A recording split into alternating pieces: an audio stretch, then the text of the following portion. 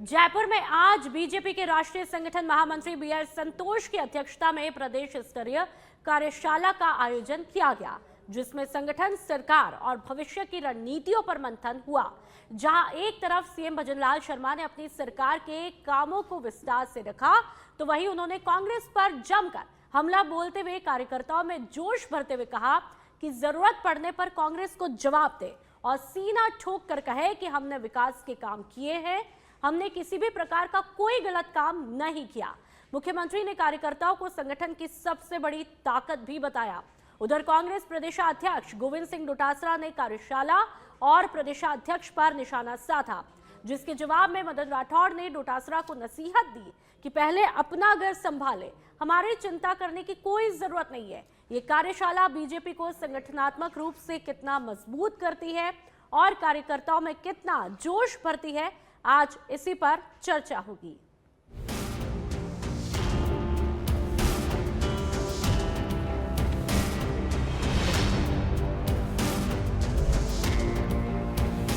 राठौड़ साहब तो क्या ही कर लेंगे बताओ। तो वो गमछा उछाले, मैं क्या कर रहा हूँ क्या नहीं कर रहा हूँ वो उनको नहीं देखना है, मुझे देखना है। मेरा संगठन देखेगा, आप लोग देखेंगे। ज़्यादा से ज़्यादा आप लोग देख रहे हो मैं क्या कर रहा हूँ, बस पर्याप्त है। मुझे उनसे सर्टिफिकेट तो लेना नहीं है गोविंद सिंह जी से। वो अपना घर संभाले ना, मेरी क्यों चिंता कर रहे हैं, मेरी पार्टी की क्यों चिंता कर रहे हैं। वो अपना घर तो उनका संभाल नहीं रहा है, उनके तो मेंढक की तरह उछल कूद करके करते इधर उधर भाग रहे हैं। वो अपना घर संभाले, मैं मेरा घर संभाल रहा हूं।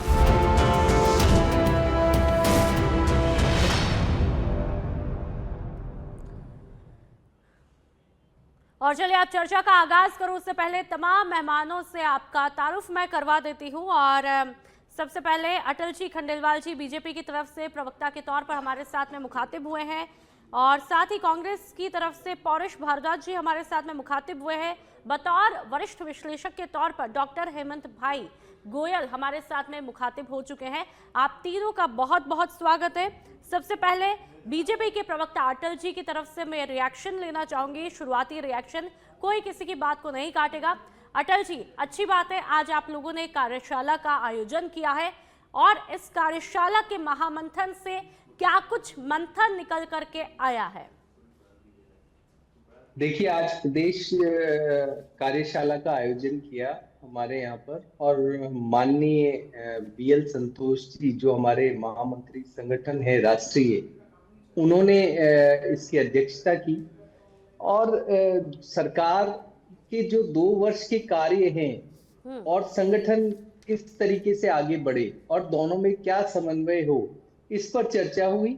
और कार्यकर्ताओं को बकायदा यही बताया गया कि आप बिल्कुल ठोस होकर के और जनता के बीच जाइए, और जो कांग्रेस ने एक तरीके से जो भ्रम फैलाने की स्थिति पैदा कर रखी है और जो नैरेटिव सेट करने की कोशिश करते हैं गलत तरीके से बयानबाजियों से, उनकी बेपरवाह करके और उनको सत्य से अवगत कराए। जो केंद्र की योजनाएं, जो राज्य की योजनाएं, वो बताए, छाती ठोक कर कहें। और अफसरों से भी यहाँ संदेश देने की कोशिश की गई कि भाई कार्यकर्ता हमारी जान है, हमारे आत्मा है, और आप वो एक तरीके से पार्टी के एम्बेसडर है। तो उनको वो जो जनता से, वो कोई भी व्यक्ति यदि आपको अफसर को कोई फोन कर रहा है तो 1 घंटे पे उसका फोन उठाए। माननीय हमारी पूर्व जो अध्यक्ष और मुख्यमंत्री राजे साहब है, उन्होंने ये संदेश दिया कि उनको उठाना चाहिए और क्या प्रॉब्लम चल रही है उससे अवगत कराना चाहिए। माननीय मुख्यमंत्री जी ने बहुत स्पष्ट किया कि भी प्रदेश में 2 साल के कार्य गिनाए आप, और कोई भ्रष्टाचार नहीं हुआ। इसीलिए तो हमें लाया गया कि भी भ्रष्टाचार मुक्त ये शासन रहा, कोई बिना दाग के। और दूसरा, क्राइम रेट कम हुई, और विकसित राजस्थान की हमने बात की, और हम उस तरफ आगे बढ़ रहे हैं। ठीक है, चलिए मैं कांग्रेस के प्रवक्ता के पास में आऊंगी। पौरुष भारद्वाज जी, एक बार शुरुआती रिएक्शन में ले रही हूँ। कार्यशाला बीजेपी ने आयोजित कर दी है, पंचायत निकाय चुनाव नजदीक है, और इस कार्यशाला में पंचायत निकाय चुनावों को लेकर के, उनकी तैयारियों को लेकर के भी दिशा निर्देश दिए गए। लेकिन आप लोगों की क्या कुछ तैयारियां हैं? कोई भी तैयारियां जमीन पर फिलहाल उसकी कोई तस्वीर देखने में क्यों नहीं आती है? देखिए नुपुर जी, हम लोगों की क्या तैयारी है उस पर हम चर्चा कर लेंगे, परंतु आज जो जैसा कि हमारी चर्चा का टॉपिक है कि भारतीय जनता पार्टी ने आज जो कार्यशाला आयोजित करी है, देखिए सबसे पहले तो मैं इस बात को कहना चाहूंगा कि भारतीय जनता पार्टी का अंदरूनी मामला है कि लोग क्या करते हैं क्या नहीं करते हैं, परंतु फिर भी देखिए आज वाले कार्यक्रम में भारतीय जनता पार्टी की फूट जो है वो खुलकर सामने आ गई। इनके राष्ट्रीय महासचिव श्री संतोष अहलावत जी तो जयपुर में पधारे थे, परंतु इनके जो प्रदेश के प्रभारी हैं उनको देखिए, उनको यहाँ पे इस कार्यक्रम में होना आवश्यक था, तो वो कार्यक्रम से अनुपस्थित रहे, तो इस बात को दर्शाता है कि इस कार्यक्रम की महत्ता क्या है, इस कार्यक्रम की उनकी नजर में क्या वैल्यू है। दूसरी बात मैं इस बात को कहना चाहूंगा कि भारतीय जनता पार्टी के कार्यक्रमों में आप देखिए, मतलब मैं इस बात को हमेशा इस बात को कहता हूं कि जैसे भगवान राम का नाम लिए बिना किसी को मोक्ष नहीं मिलता, ऐसे कांग्रेस का नाम लिए बिना भारतीय जनता पार्टी को किसी पार्टी को सत्ता नहीं मिलती। देश की राजनीति का सिस्टम है कि आपको सत्ता में रहना है या सत्ता में आना है तो आपको कांग्रेस का नाम लेना पड़ेगा, चाहे कांग्रेस के अच्छे काम गिना करके या फिर कांग्रेस की झूठी बुराइयां करके। ऐसा ही हमने आज वाले कार्यक्रम में देखा।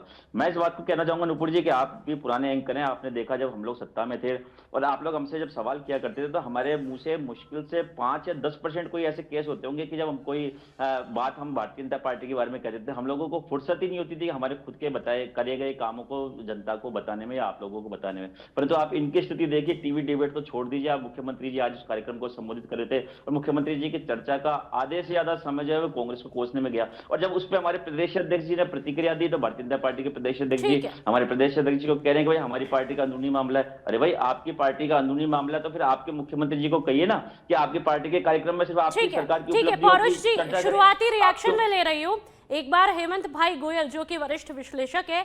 हेमंत जी, जो आज बीजेपी ने कार्यशाला रखी है, महामंथन किया है, कई सेशन यहाँ पर रखे गए, उससे क्या कुछ अमृत निकल करके आ पाया है, आपसे समझना चाहेंगे।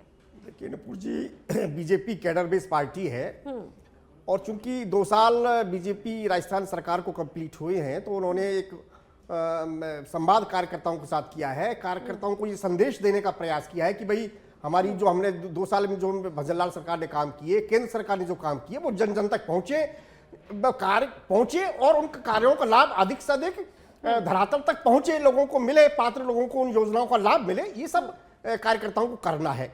अब अभी हमारी जो कांग्रेस के प्रवक्ता मित्र हैं पौरुष जी, वो कह रहे थे कि साहब राधारमण अग्रवाल यहाँ पर मौजूद नहीं थे। अरे भाई पौरुष जी, जो खुद शीशे के घर में रहते हैं उनको किसी दूसरे के घर पर पत्थर फेंकने का अधिकार नहीं होता, और किसके घर पर, इतने मजबूत घर पर आप पत्थर फेंक रहे हैं।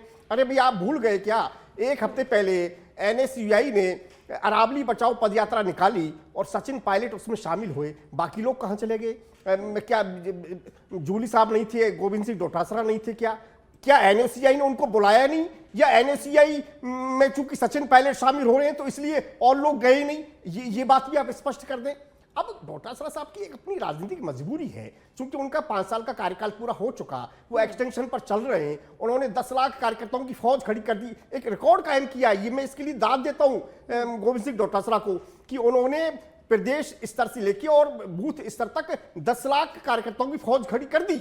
लेकिन अब आप उनकी पीड़ा समझिए, वो ये कहती हैं कि अरे भाई कांग्रेस में ये कब तक चलेगा कि लाठी कोई खाता है मलाई कोई खाता है, ये कब तक चलेगा, मैं कांग्रेस में ये नहीं चलने दूंगा। वो कहते हैं, बोले टिकट लेके गायब हो जाते हैं, नेता कहीं दिखते ही नहीं है, ऐसे प्रदर्शन सफल नहीं होते। अब उनकी पीड़ा ये कि 10 लाख उन्होंने फौज खड़ी कर दी, फिर भी प्रदर्शनों में कार्यकर्ताओं का टोटा रहता है। तो अब ये उनकी राजनीति की मजबूरी हम समझ सकते हैं। शुरुआती रिएक्शन हमने लिया और चलिए आप बीजेपी के प्रवक्ता अटल खंडेलवाल जी, आज जो कार्यशाला के अंतर्गत आप लोगों ने दावा किया कि हमने सुशासन दिया है, हमने कई समस्याओं का समाधान किया, खासतौर पर मूलभूत समस्याओं का जिक्र किया जिनमें पानी सुधरा, सुशासन आया है, बिजली के हालात सुधरे, लेकिन विपक्ष लगातार क्यों महंगाई, बेरोजगारी और स्थानीय निकायों की अनदेखी के आरोप आप लोगों पर लगाते आए हैं? देखिए, ऐसा है नुपुर जी कि विपक्ष या तो सकारात्मक काम करे या फिर वो कुछ करे नहीं तो फिर वो नकारात्मक कार्य करना लाजमी है। तो अभी वो उस नकारात्मक स्थिति में जहां वो केवल गमछा घुमा सकते हैं, बयानबाजी कर सकते हैं, बाकी उससे ज्यादा कुछ है नहीं। आप देखिए, आप याद कीजिए कि भारतीय जनता पार्टी सत्ता में 2 वजह से मुख्यतः आई। एक तो कंटिन्यू पेपर लीक हो रहे थे, तो उस पेपर लीक में जिस तरह से संगठित अपराध हो गए थे और जगह जगह भ्रष्टाचार दिख रहा था हर विभाग में, चाहे वो जल विभाग हो, आपने देखा ही होगा। इन सब विभागों के अंदर जो भ्रष्टाचार व्याप्त था, क्राइम रेट बढ़ रहा था, नंबर 2 पर हो गया था। इन्हीं सब को लेकर तो भारतीय जनता पार्टी आई। आते ही माननीय ठीक भजनलाल है जी ने अटल जी, लेकिन वादा आप किया। लोग अपने दावों पर इतने अटल हैं, जो कि आज दावा भी किया है, सुशासन की बात कही है और लगातार पानी बिजली की जो हालत सुधरी उसका दावा किया है, तो आप लोग भी विपक्ष को करारा जवाब दे दीजिए, एक डेटा पेश कर दीजिए 2 सालों में क्या कुछ हालात सुधरे, पानी को लेकर के, बिजली को लेकर के, सुशासन को लेकर के क्या कुछ तस्वीर देखिए, दिखाई दी है, डेटा रख दीजिए, विपक्ष को जवाब दीजिए। ये सब डेटा हम दे चुके और अभी भी चाहिए तो देखिए, नौकरियों के अंदर 92,000 नौकरियां दी, नियुक्तियां दी ना, 1,56,000 प्रक्रियाधीन है, वो इस बार दे देंगे। 4 लाख का हमने वादा किया है। ईपीएफओ देखेंगे तो प्रदेश के अंदर 4 से 5 lakh EPFO account per year खुल रहा है, वो नियोक्ता देता है। 2.5 लाख के करीब हमने प्राइवेट सेक्टर में नौकरियां की, प्रवासी राजस्थान किया, राजस्थान सम्मेलन किया, स्कूटी वितरण का कार्यक्रम देखे महिलाओं को, तो वो हमने छात्राओं को, तो वो हमने स्कूटी वितरण की। आप देखिए कि जहां पर भी देखेंगे तो कार्य दुनिया भर के 300 ऐसे मानिए कि 70% जो हमने अच्छी बात है अटल जी, वादे किए, लेकिन आपने ठीक है, अच्छी बात है अटल जी जो आपने डेटा अभी दिया है, जो बात रखी है, लेकिन आप अभी भी बिजली पर बात नहीं कर पाए, पानी पर बात नहीं कर पाए और सुशासन की साफ तस्वीर नहीं पेश कर पाए। ठीक है, आपके पास में आऊंगी पौरुष जी, आपके पास में रिएक्शन ले लेती हूँ। ठीक है, लगातार सिर्फ विपक्ष का काम आरोप लगाना नहीं होता है, बीजेपी तो कह रही है तैयारियां पूरी है, कार्यशाला कर दी है, कार्यकर्ताओं में जान फूंक दी है कि अब आप लोग छाती ठोक के जनता के बीच में जाइए। आप किस मुंह से जाएंगे, किस भरोसे से जाएंगे, किस चेहरे से जाएंगे? पौरुष जी।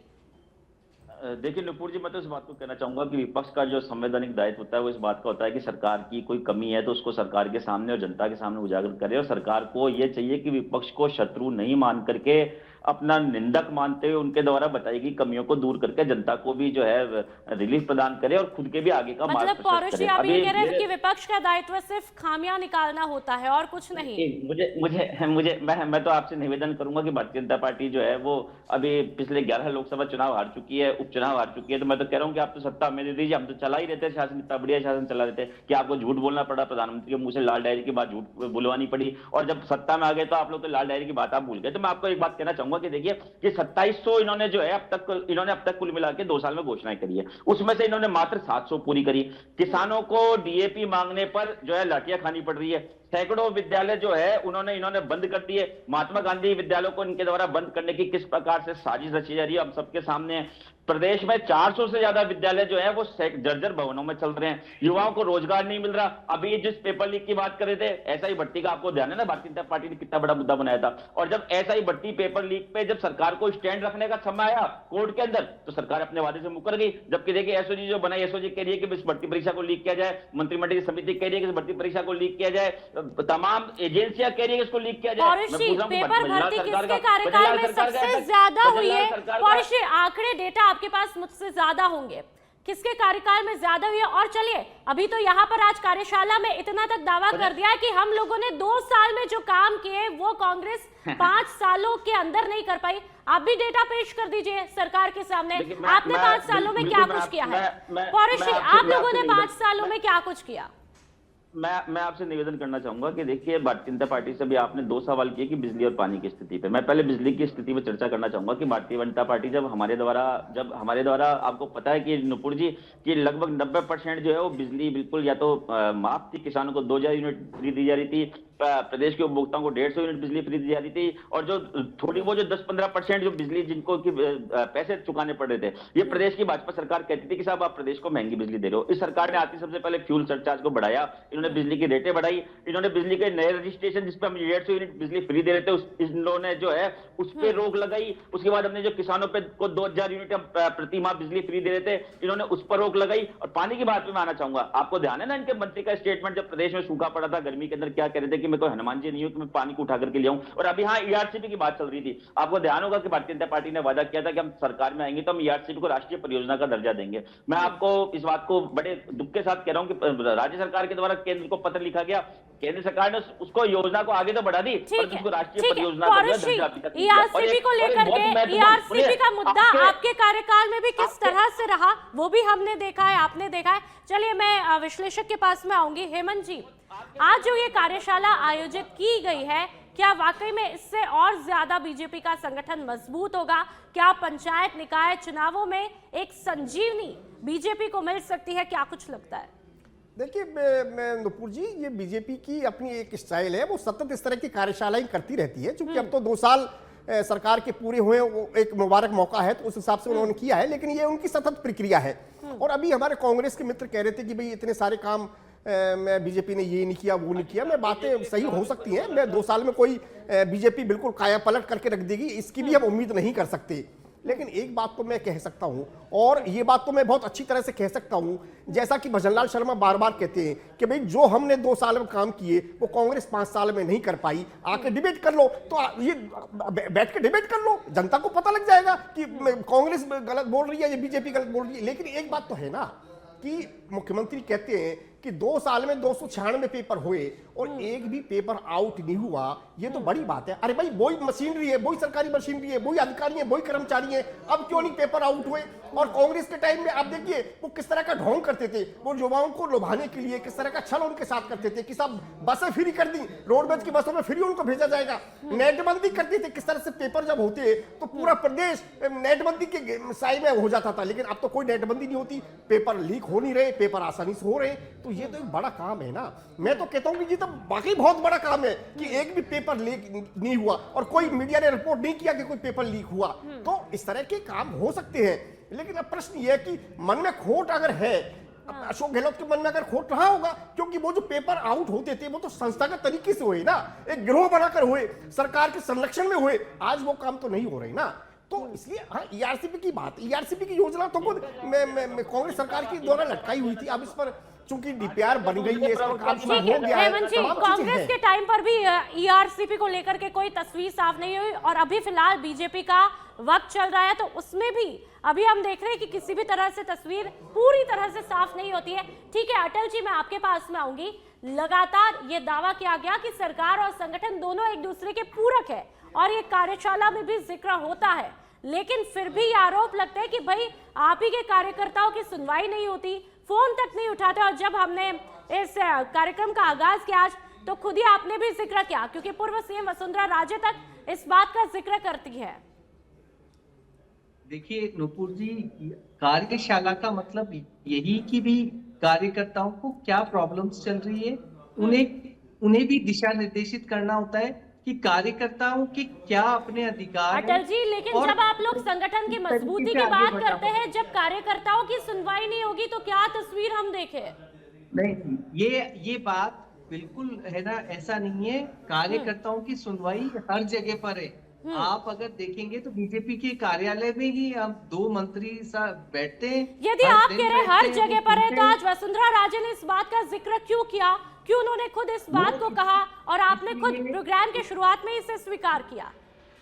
नहीं, इसलिए कहा वो, इसलिए कि कभी कई बार ऐसा भी होता है कि अफसरशाही को लेकर के जिस तरीके का भ्रम फैलाया गया है कांग्रेस द्वारा कि यहाँ साहब अफसर, आपने सुना होगा डोटासरा जी को और कांग्रेस के बहुत सारे पदाधिकारियों को, वो कहते साहब यहाँ तो अफसर नहीं सुनते।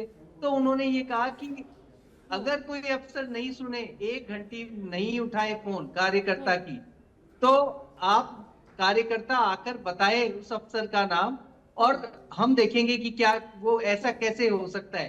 क्योंकि बिना, एक और बात देखिए कि एक तरफ कार्यपालिका है और दूसरी तरफ आप राजनीतिक लोग हैं। ये राजनीतिक लोग आइडियाज, विचारों को लाते हैं और प्रशासनिक अधिकारी है वो उन्हें कंप्लीट करते हैं। अगर इन दोनों की कड़ी में कहीं पर भी डिफरेंस होगा, संगठन और सरकार में कहीं भी डिफरेंस होगा, तो योजनाएं इंप्लीमेंट नहीं होगी, लोगों का नुकसान होगा, अंतिम छोर तक योजना का जो लाभ मिलना चाहिए व्यक्ति को वो नहीं मिल पाएगा। इसके लिए है कि सरकार और संगठन जो कार्यकर्ता हैं और अफसर हैं वो मिलकर के और काम करें, और भारतीय जनता पार्टी के कार्यकर्ता ही एम्बेसडर हैं।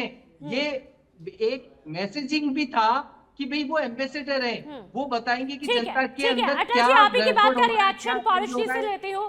पौरुष जी, आपने अटल जी को सुना है, उनकी बात का रिएक्शन, लेकिन आज डोटासरा साहब ने जो बयान दिया उस पर मदन राठौड़ साहब ने करारा जवाब दे दिया, और शायद वो आपने भी सुना होगा कि आप लोग अपने घर को तो नहीं देखते और दूसरों के घर पर पत्थर मारने का काम करते हैं।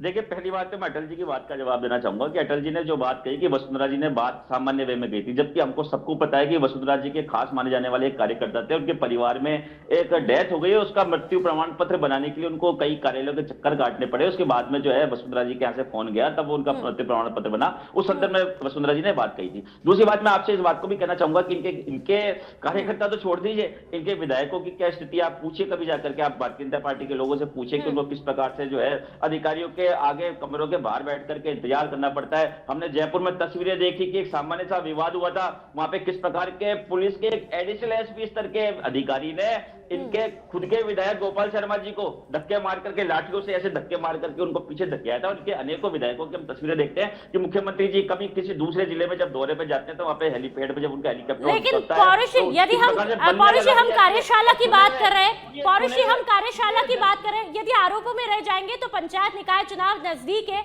आप लोगों की कोई तैयारियां नहीं दिखती है, किसी भी तरह की जमीनी हालत यहाँ पर नहीं दिखती है, कोई एकता नहीं दिखती। यहाँ पर आज कार्यशाला में ये तो देखा कि राष्ट्रीय चेहरे की मौजूदगी में ये कार्यशाला होती, तैयारियों को गति मिलना शुरू हो चुकी है। आप लोगों ने क्या कुछ किया? चलिए हेमंत जी, मैं आपके पास में आऊंगी। एक लास्ट क्वेश्चन रहेगा, एक लास्ट रिएक्शन।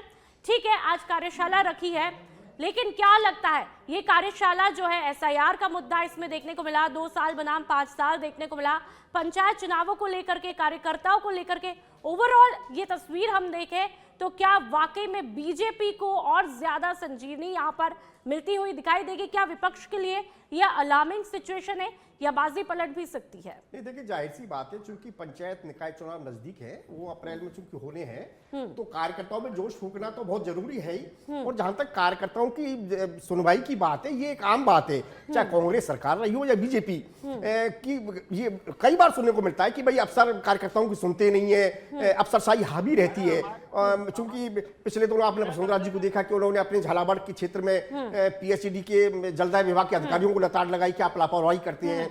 शहरी शिविरों में भी जयपुर की सांसद नाराज दिखी, सीकर में संजय शर्मा नाराज दिखी। लेकिन अब कांग्रेस में आप देखिए क्या हालात थे। कांग्रेस में तो इनके जो मंत्री थे अशोक चांदना, उन्होंने तो कहा कि मैं कुलदीप राका से मैं इतना परेशान हूं, इतना व्यथित हूं कि भाई मेरा आप मंत्री पद ले लीजिए, ये मुझे जलालत वाला मंत्री पद नहीं चाहिए, सारे विभाग आप कुलदीप राका को दे दीजिए। इस तरह के हालात कांग्रेस की सरकार में थे। उनके संयम लोढ़ा, उन्होंने इस्तीफा देने की पेशकश कर दी। गणेश होगरा, तमाम कई सारे विधायक, उन्होंने इस्तीफा देने की धमकी दे डाली कि साहब हमारे लोग सुनते ही नहीं है, अधिकारी हमारे सुनते नहीं है। तो हालात ये सब जगह रहते हैं, लेकिन कांग्रेस में जिस तरीके की हालात थे, कम से कम बीजेपी में उस तरह के हालात देखने को नहीं मिलते। ठीक है, मतलब हालात दोनों जगह थे। अटल जी, मैं आपके पास में आऊंगी, एक लास्ट रिएक्शन लेना है। आप लोग 2 साल की उपलब्धियों का आज बखान करते हुए दिखाई देते हैं कि हमने कांग्रेस से ज्यादा किया है 2 साल। क्या कोई डेटा, कोई सर्वे आप लोगों ने करवाया कि उसमें ये साबित होता हो कि जनता आप लोगों से इन 2 सालों के कामों में संतुष्ट है? देखिए, ऐसा है नुपुर जी, सारा डेटा है, ये तो डेटा तो हमेशा ही कलेक्ट होता है, और हर चीज का, हर विभाग का डेटा है, हर कार्य योजना सबका डेटा है। जब वो डेटा को हम कांग्रेस के डेटा के साथ सापेक्ष रखते हैं, 5 साल बनाम 2 साल, तो हमें भारतीय जनता पार्टी, निश्चित रूप से हमने आज यही कार्यकर्ताओं को कहा कि छाती ठोक कर जाइए आप आगामी पंचायत और निकाय चुनाव में, और भारतीय जनता पार्टी के 2 साल की जितने भी योजनाएं हैं उनका डेटा के साथ उनको जवाब दीजिए। बोलने की जरूरत ही नहीं है, डेटा स्वयं ही बता देगा कि हमने क्या किया। और अब आने वाले समय में भारतीय जनता पार्टी के कार्यकर्ता और जोश के साथ काम करेंगे। आप देखिएगा, भारत, जैसा कि देखा गया है कि राजस्थान विकसित स्टेट का जो सपना है उसको सारे कार्यकर्ता मिलजुल करके पूरा करेंगे, और माननीय मुख्यमंत्री जी के इस आह्वान का सभी कार्यकर्ता संदेश देंगे, जनता तक देंगे कि भारतीय जनता पार्टी आगे ठोस रूप में किस तरीके से आगे बढ़ती है। आज की कार्यशाला बहुत अच्छी रही और उसने सारे कार्यकर्ताओं में जोश भर दिया है। ठीक है, आप तीनों मेहमानों का बहुत बहुत शुक्रिया। बहुत ही संजीदगी के साथ में इस चर्चा का आगाज और अंजाम दोनों किया है, लेकिन सवाल यहीं पर आकर के रुकता है कि जो आज बीजेपी ने अपनी कार्यशाला आयोजित की है, अलग अलग सेशन होते हैं, एसआईआर पे फोकस रहता है, पंचायत निकाय चुनावों पर रहता है, 2 साल बनाम 5 सालों पर भी फोकस रहता है। ऐसे में क्या इस कार्यशाला के बाद में क्या वाकई में पंचायत निकाय चुनावों में अब बीजेपी को कोई बड़ा फायदा मिलेगा, या फिर एक बार फिर से जो है झटका लग सकता है, या फिर कांग्रेस की किस्मत खुलेगी? आपको क्या कुछ लगता है, आप हमें कमेंट करके जरूर बताइएगा। तो फिलहाल इस प्रोग्राम में इतना ही। आप देखते रहिए सच बेधड़क। नमस्कार।